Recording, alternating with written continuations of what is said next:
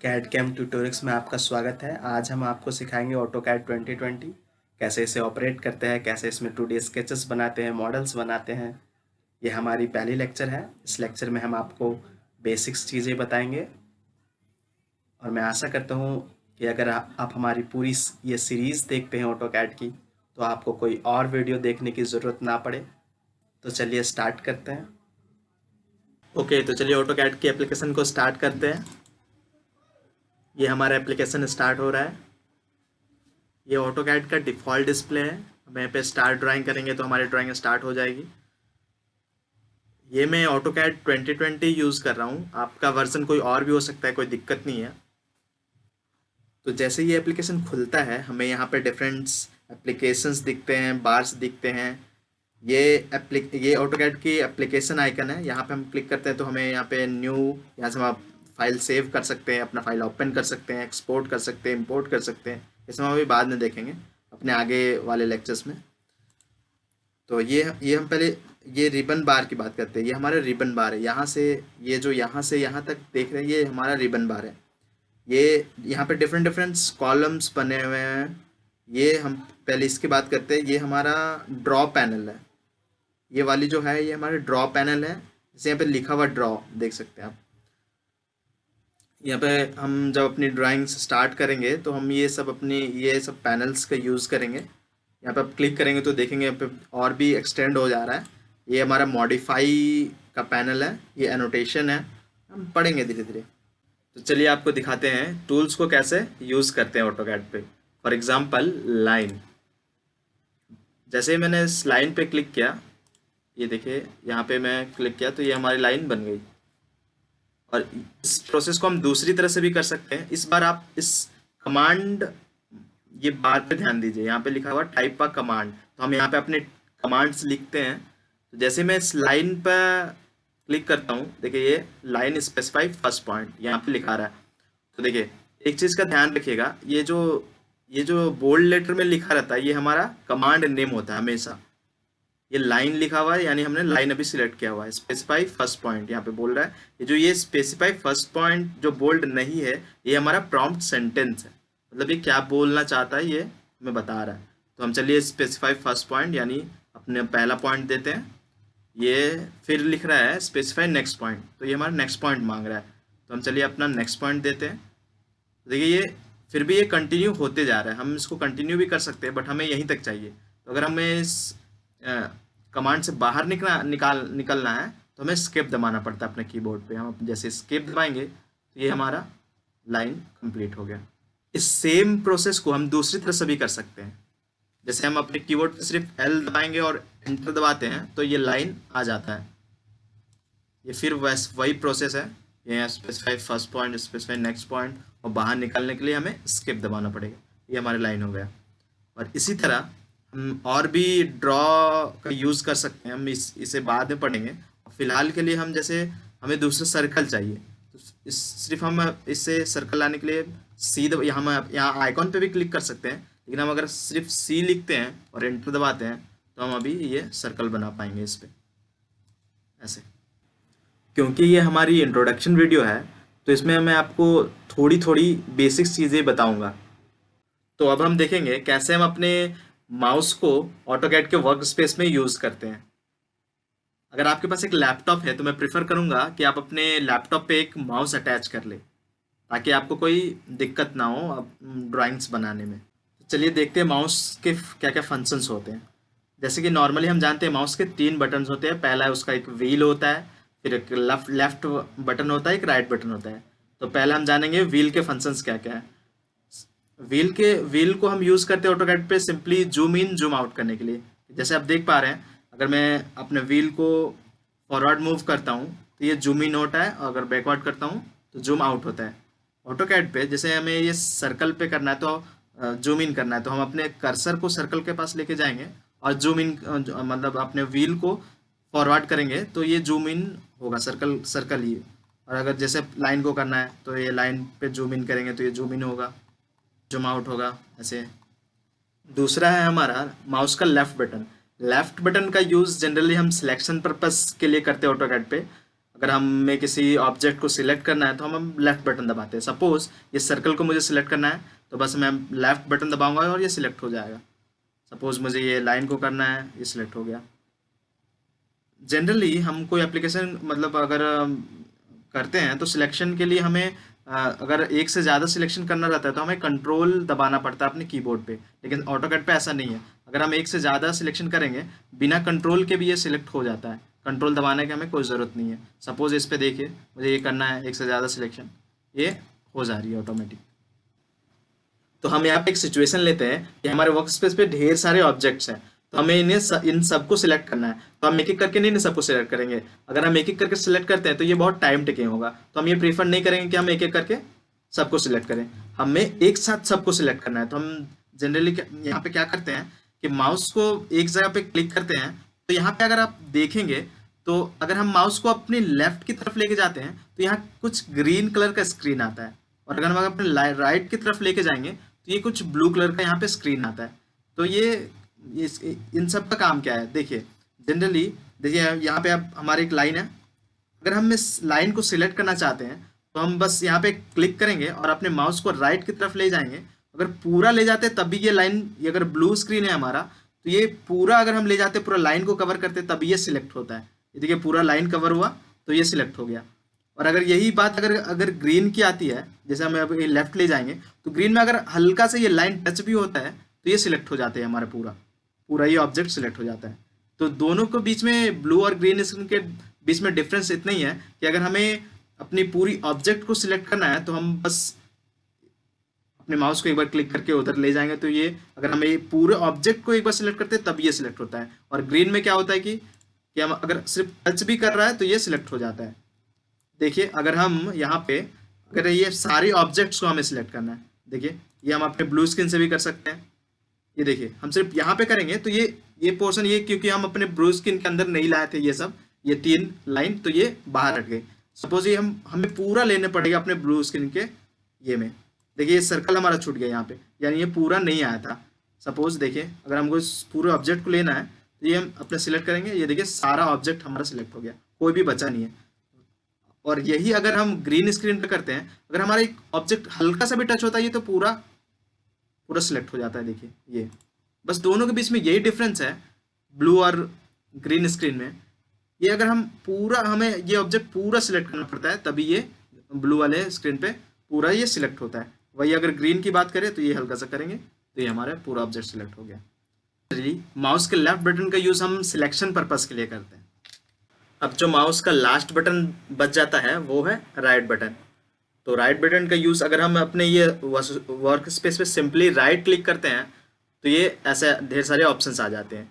पर अगर सपोज मैं कुछ ऑब्जेक्ट्स बनाता हूँ यहाँ पे, पहले जैसे ये सर्कल बनाया, लाइन बनाया, फिर अगर मैं ऑब्जेक्ट में सिलेक्ट करके अगर राइट बटन दबाता हूँ ये तो डिफरेंट प्रॉपर्टीज़ खुल जाती हैं इसके। फिर अगर मैं प्रॉपर्टीज़ में क्लिक करूँगा ये डिफरेंट सारे प्रॉपर्टीज़, ये सब मैं बाद में पढ़ेंगे हम, डिफरेंट सारे प्रॉपर्टीज़ खुल जाएंगे इसके।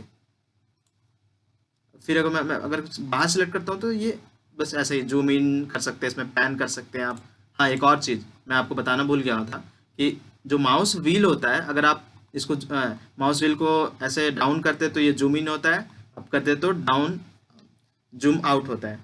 तो अगर मुझे ये कोई ऑब्जेक्ट जैसे छुप गया है तो मुझे अगर आप जो व्हील को उसको सिलेक्ट करोगे तो आप इसे मूव कर सकते हो, जैसे यहाँ पे लाना है। ये मैं बताना भूल गया था आपको। जूम इन जूम आउट तो होता ही है, लेकिन अगर माउस व्हील को अगर प्रेस करोगे तो ये आप मतलब इसको ड्रैग कर सकते हो, कहीं भी ले जा सकते हो, कोई भी पोजीशन। इस पार्ट में मैं आपको दिखाऊंगा कि प्रॉपरली एक लाइन को कैसे ड्रॉ करते हैं ऑटोकैड पे। लाइन टूल बार एक ऐसा टूल बार है जो मोस्टली यूज होता है ऑटोकैड में। आगे के कुछ मिनट आप सीखेंगे कि कैसे एक स्पेसिफिक लेंथ एंड डायरेक्शन में लाइन को बनाते हैं। मतलब चाहे वो हॉरिजेंटल लाइन हो, वर्टिकल हो या किसी एंगल पे इंक्लाइंड हो। इससे पहले कि हम ऑटोकैड में काम करना स्टार्ट करें, इससे पहले हम सीखते हैं कि कैसे इस पे लिमिट्स लगाते हैं और पेज सेटअप करते हैं। देखिए अगर हम कहीं पे भी ड्राइंग बनाते हैं तो हम कोई एक पेज पे बनाते हैं, पेज के बाहर तो नहीं बनाते हैं। तो इसके लिए हमें एक लिमिट सेट करना पड़ता है, उस पेज के अंदर हम ड्राइंग बनाते हैं ऑटोकैड पे। तो लिमिट सेट करने के लिए हम कमांड बार में लिखेंगे LIMITS लिमिट्स, इंटर। ये पूछ रहा है स्पेसिफाई लोअर लेफ्ट कॉर्नर, यानी एक कॉर्नर पूछ रहा है। तो कॉर्नर हम कहाँ से स्टार्ट कर सकते हैं, 0 यानी x0, y0। फिर एंटर दबाते हैं। फिर हम एक A4 साइज पेपर में हम बनाएंगे जिसका लेंथ होता है mm में 210, 297, ये इसका डायमेंशन होता है। फिर एंटर दबाएंगे। ये हमारा पेज सेटअप हो गया, लेकिन ये पेज सेटअप हो गया लेकिन ये हमारा पेज हमें दिख नहीं रहा है। तो इसके लिए हमें क्या करना पड़ेगा, जूम करना पड़ेगा। तो कमांड में लिखना पड़ेगा Z इंटर एंड यहाँ पे देखिए आप कमांड में लिख रहा है zoom all, centre, dynamic, extend, previous, scale, window, object, ये सब हम बाद में देखेंगे। फिर हम ये पेज को लाने के लिए हम Z इंटर किए, फिर A इंटर करेंगे। तो ये हमारा जूम ऑल हो गया। ये देखिए हमारा पेज आ गया। अब हम इस पे बनाएंगे अपना ड्राइंग, जो भी बनाना होगा, और ये हमारे पेज के अंदर ही रहेगा ना, बाहर जाएगा। पेज सेटअप कर लिया, तो चलिए स्टार्ट करते हैं। How to draw a horizontal line. तो हम एक हॉरिजेंटल लाइन कैसे बनाएंगे, सिंपली हम या तो कमांड पे लिख सकते हैं L इंटर, या यहाँ से लाइन सिलेक्ट कर सकते हैं जैसे कि हमने पिछले बताया था। तो चलिए हम यहाँ से सिलेक्ट करते हैं, लाइन को सिलेक्ट किया और देखिएगा एक ग्रीन सी लाइन आपको दिख रही है, इसका मतलब हमारा पोलर ऑन है। अब ये पोलर क्या होता है, चलिए देखते हैं। ये नीचे आपको एक स्टेटस बार दिख रहा होगा, ये हमारा स्टेटस बार है, ठीक है। तो यहाँ पे आपको एक ये पोलर ट्रैकिंग दिखेगा। ये एक मतलब पोलर ट्रैकिंग ऐसा कुछ होता है कि मतलब वो या तो हॉरिजेंटल खींचे या वर्टिकल खींचे, वो लाइन आपको ट्रैक करके देगा कि ये आपका हॉरिजेंटल है, ये वर्टिकल है। तो नोट कीजिए कि ये आपका ऑन हो। ये देखिए ये हमारा भी यहाँ पे ऑन है। चलिए ये अभी ये लाइन ग्राफ दिख रहा है, इसको हम अभी ऑफ करते हैं क्योंकि ये अच्छा रहता है, बिना ऑफ करके बनाने से आपको अच्छा मतलब लगेगा। इसमें ग्रिड मोड, इसको बोलते हैं ग्रिड मोड। अब ये हमारा पोलर ऑन है और हमने ग्रिड ऑफ कर दिया है। देखिए ये हमारा जो ग्राफ जैसा दिख रहा था ये ऑफ हो गया। ये आपको स्टेटस बार में दिखेगा, ये जो नीचे है ना, ये हमारा स्टेटस बार है। यहाँ से हम ऑन ऑफ करेंगे। अभी देखते हैं, अभी हम अपना देखते हैं पोलर को ऑफ करके कि क्या होता है। चलिए पोलर ऑफ कर दिया। ये हमारा पूरा एक हॉरिजॉन्टल लाइन है। देखिए ये जो ग्रीन वाला जो लाइन आ रहा था वो अब नहीं आ रहा होगा, ऑल्दो ये दिख रहा है कि सीधा है, बट ये सीधा है नहीं, ये टेढ़ा है क्योंकि हमारा पोलर ऑफ है। अब हम अपना पोलर ऑन करते हैं और देखते हैं। देखिए ग्रीन सा लाइन आएगा। देखिए ये हमें बता रहा है कि ये हॉरिजॉन्टल है। तो ये हमारे पूरा एक हॉरिजॉन्टल लाइन बन गया। चलिए इसको और अच्छी तरह से समझते हैं। अगर हम अपना पोलर को ऑन रखते हैं तो ये बाय डिफॉल्ट एक एंगल पे सेट होता है। ये 0 डिग्री, 90 डिग्री। ये देखिए ये जो ग्रीन वाला लाइन है ये हमारा या तो फिर 0 डिग्री पे आ रहा है, या तो फिर 90 डिग्री पे आ रहा है, या फिर 180 डिग्री पे आ रहा है, या 270, नहीं तो 360। How to draw a line with specific length. हम यहाँ पे एक लाइन ड्रॉ करेंगे जो कि प्रिसाइज लेंथ का होगा, यानी 100 mm का होगा। तो कैसे ड्रॉ करेंगे, फिर से हम ये लाइन वाली सिलेक्ट करते हैं लाइन, फिर हम यहाँ पे फर्स्ट पॉइंट देते हैं अपनी, और ये देखिए हम इसे मूव कर सकते हैं। ये या तो हमें इसे हॉरिजॉन्टल बनाना है 0 डिग्री पे या 90 डिग्री पे। चलिए हम अभी हॉरिजॉन्टल बनाते हैं 0 डिग्री पे। तो अभी 100 लिखेंगे तो अभी देखिए अब मूव नहीं होगा। ये हमने 100 लिख दिया, फिर ये मूव नहीं हो रहा है, यानी ये हॉरिजॉन्टल पे रहेगा। फिर हम अगर अब इसको अभी एस्केप दबा देंगे तो ये फिर मूव होने लगेगा। तो जैसे हमें अभी हॉरिजॉन्टल पे बनाना है 100 mm का, तो सिर्फ हम 100 लिखेंगे और एंटर दबाएंगे, तो ये हमारे 100 mm का लाइन बन गया। स्किप दबाएंगे, हम बाहर निकल जाएंगे। अब हमने यहाँ पे लाइन तो बना ली, बट हम कैसे जानेंगे कि ये 100 mm की लाइन बनी है कि नहीं। तो सिंपली हम यहाँ पे इस लाइन पे लेफ्ट क्लिक करेंगे, फिर राइट क्लिक करके क्विक प्रॉपर्टीज में जाएंगे, और यहाँ आपको दिख रहा होगा ये 100 mm लेंथ 100 mm। और अगर हमें इस डायमेंशन में इस तरह लिखना है, ये हम बाद में सीखेंगे कैसे हम डायमेंशन डालते हैं अपने ड्राइंग पे। ऑर्थो मोड, तो अगर हमें सिर्फ लाइन ऑर्थो मोड पे बनाना हो, यानी सिर्फ हॉरिजॉन्टल और वर्टिकल, तो कैसे बनाएंगे। तो हम ऑर्थो मोड को ऑन करेंगे हम यहाँ पे जाके देखेंगे ऑर्थो मोड। देखिए यहाँ पे आपको स्टेटस बार पे ऑर्थो मोड दिख जाएगा, या तो सिर्फ आप शॉर्टकट इसका F8 भी, हम डिफरेंट शॉर्टकट्स में आपको बताएंगे बाद में, और आप डिस्क्रिप्शन में भी डाल देंगे, तो आपको काफ़ी सारे शॉर्टकट्स मिल जाएंगे। पर फिलहाल के लिए हम सिर्फ अभी यहाँ पे देखते हैं, ठीक है ना। या तो आप ऑर्थो मोड ऑन करने के लिए F8 भी दबा सकते हैं, नहीं तो सिंपली यहाँ पे क्लिक कीजिए, ऑर्थो मोड यहाँ पे क्लिक हो गया, आ गया। इस पर सिर्फ ये ऑर्थोगोनल यानी सिर्फ हॉरिजेंटल और वर्टिकली बना पाएंगे, आप एंगल पे नहीं बना पाएंगे। ये देखिए एग्जाम्पल, जैसे ये देखिए स्पेसिफिक सिर्फ ऐसे ही बन रहा है, ये हॉरिजेंटल और वर्टिकल बस। नाउ चलिए हम एक ड्राइंग बनाते हैं जिसका लाइन का लेंथ 70 होगा और वो 30 डिग्री एंगल पे इंक्लाइंड होगा। ये हम यहाँ पे चेक भी कर सकते हैं, यहाँ पे हमारा UCS कोऑर्डिनेट है, जैसे कि आप देख सकते हैं। ऑटोकैड में बाय डिफ़ॉल्ट ये यहाँ पे प्लेस्ड होता है, यहाँ पे एक हॉरिजेंटल दिखा रहा है X और ये Y। तो चलिए हम बनाते हैं इस तरह का कुछ, इस तरह का ड्राइंग। सेम यहाँ पे हम लाइन लेंगे, अपना एक लाइन ड्रॉ करेंगे, यहाँ पे हम लिखेंगे 70। देखिए अब ये मूव नहीं हो रहा है, बट यहाँ पे आपको क्या करना है, टैब दबाना है, कीबोर्ड पे टैब दबाना है। टैब दबाएंगे तो देखिए ये मूव होने लगा। ये 70 लेंथ मेरा फिक्स हो गया। अब हम यहाँ पे लॉक कर दिया उसको। अब हमें टैब दबा के एंगल देंगे, कितना एंगल पे चाहिए मेरे को, 30। देखिए 30 एंगल पे हमारा हो गया। बस सिंपली है कि यहाँ पे रेफरेंस के लिए एक लाइन दे देंगे कि हमारी ये 30 डिग्री एंगल पे है। चेक कैसे करेंगे, बस यहाँ पे क्लिक करना है, क्विक प्रॉपर्टी, देखिए ये 70 और ये 30 डिग्री एंगल पे है। एंगल चेक करने के लिए ये यहाँ पे डायमेंशन देखिए 30 डिग्री एंगल पे। चलिए हम यहाँ पे एक अपोजिट केस देखते हैं।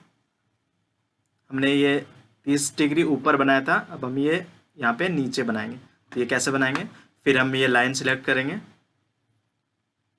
फिर यहाँ पे फर्स्ट पॉइंट, फिर हमें कितना 70 mm की लेंथ चाहिए, हमें 70। याद रहे इंटर नहीं दबाना है, टैब दबाना है एंगल के लिए।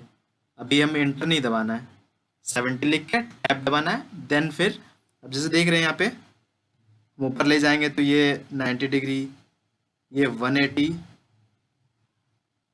फिर ये 270, फिर ये ऐसे ऐसे हम यहाँ पे अपना कर्सर रख के 30 लिखेंगे तो हमारा एंगल ये, फिर स्केप दबाएंगे तो फिर ये बाहर निकल जाएंगे। ये हमारा एंगल 30 डिग्री बन गया अपोजिट। देखना हो कितने का लेंथ बना है, बस यहाँ पे लेफ्ट क्लिक करना है, राइट क्लिक करके क्विक प्रॉपर्टीज 70 डिग्री और ये 90 डिग्री का 30 डिग्री का एंगल बन गया। क्वाइट इजी, बहुत इजी है। अब हमारा जो लाइन के बाद नेक्स्ट टूल बार है वो है पॉलीलाइन। जस्ट लाइन के बगल में हमारा पॉलीलाइन है। लाइन और पॉलीलाइन में बस इतना सा डिफरेंस है, अगर हम लाइन से कोई ऑब्जेक्ट बनाते हैं तो वो डिफरेंट एंटिटीज बनती है। वही अगर हम पॉलीलाइन से एक ऑब्जेक्ट बनाते हैं तो वो सेम एंटिटीज बनती है। चलिए देखते हैं एक एग्जांपल से। जैसे मैं कुछ ऑब्जेक्ट बना रहा हूँ यहाँ पे पॉलीलाइन से।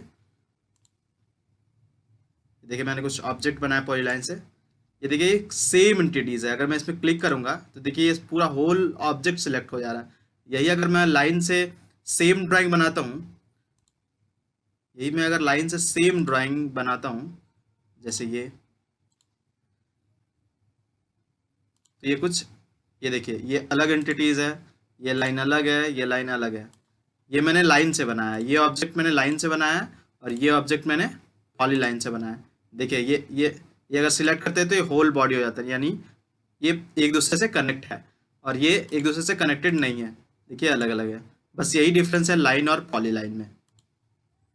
क्योंकि हम लाइन और पॉलीलाइन की बेसिक्स सीख चुके हैं, इसलिए मैं एक नया चीज को इंट्रोड्यूस करना चाहूंगा आपके सामने, जो है ऑब्जेक्ट स्नैपिंग। तो ऑब्जेक्ट स्नैपिंग होता क्या है और कहाँ मिलेगा आपको? ऑब्जेक्ट स्नैपिंग आपको स्टेटस बार पे मिलेगा। ये है ऑब्जेक्ट स्नैपिंग। जैसे कि नाम से ये बता रहा है कि ये ऑब्जेक्ट्स को स्नैप करता है। मैं इसे एक एग्जाम्पल के तौर पे आपको समझाता हूँ, एग्जाम्पल लेके। जैसे कि मैंने लाइन ड्रॉ किया, ठीक। अब यहाँ पे मेरा ऑब्जेक्ट स्नैप ऑन है, आप भी ऑन करके देख लेना क्या होता है। ऑब्जेक्ट स्नैपिंग ऑन है तो मैं अगर इस लाइन का एंड पॉइंट पे लेके जाता हूँ इसको, जैसे मैंने लाइन सेलेक्ट किया फिर से, तो ये देखिए ये हमारा बता रहा है कि ये हमारा एंड पॉइंट है। जैसे ग्रीन ग्रीन आ रहा है स्क्वायर करके, यानी ये पहला एंड पॉइंट है, ये दूसरा एंड पॉइंट है। तो ये, और अगर ये ऑब्जेक्ट स्नैपिंग पे अगर आप राइट क्लिक करते हैं तो आपको डिफरेंट डिफरेंट देखने मिलेगा क्या क्या स्नैपिंग चाहिए आपको। जैसे हमने यहाँ पे सिलेक्ट कर रखा है एंड पॉइंट, तो हमें एंड पॉइंट दिखा रहा है लाइन का, पहला एंड पॉइंट किधर है, आखिरी एंड पॉइंट किधर है। सपोज हम मिड पॉइंट सिलेक्ट करते हैं यहाँ पे, तो ये हमें लाइन का मिड पॉइंट भी दिखाएगा। आप देखते हैं, ये देखिए ये लाइन का मिड पॉइंट दिखा रहा है, ये दिखा रहा है ना, लिख रहा है मिड पॉइंट। तो यहाँ पे हम इससे कुछ भी बना सकते हैं मिड पॉइंट पे, ये पूरा एक्यूरेट है, यहाँ पे मिड पॉइंट हो गया ये। अभी और देखते हैं क्या क्या है इस पे फिर सेंटर, यानी सर्कल का सेंटर ये आपको बताएगा। चलिए सर्कल सेलेक्ट करते हैं यहाँ पे, और ये सर्कल बनाते हैं, और हम ये ऑब्जेक्ट स्नैपिंग पे अपना सर्कल को सिलेक्ट करते हैं, ये सेंटर को। तो ये हमें सेंटर दिखाएगा। जैसे फिर से मैंने लाइन माने, सेंटर पे लाइन ड्रॉ करना है, तो ये देखिए ये दिखा रहा है सेंटर। ये सेंटर पे हम कुछ भी बना सकते हैं अभी।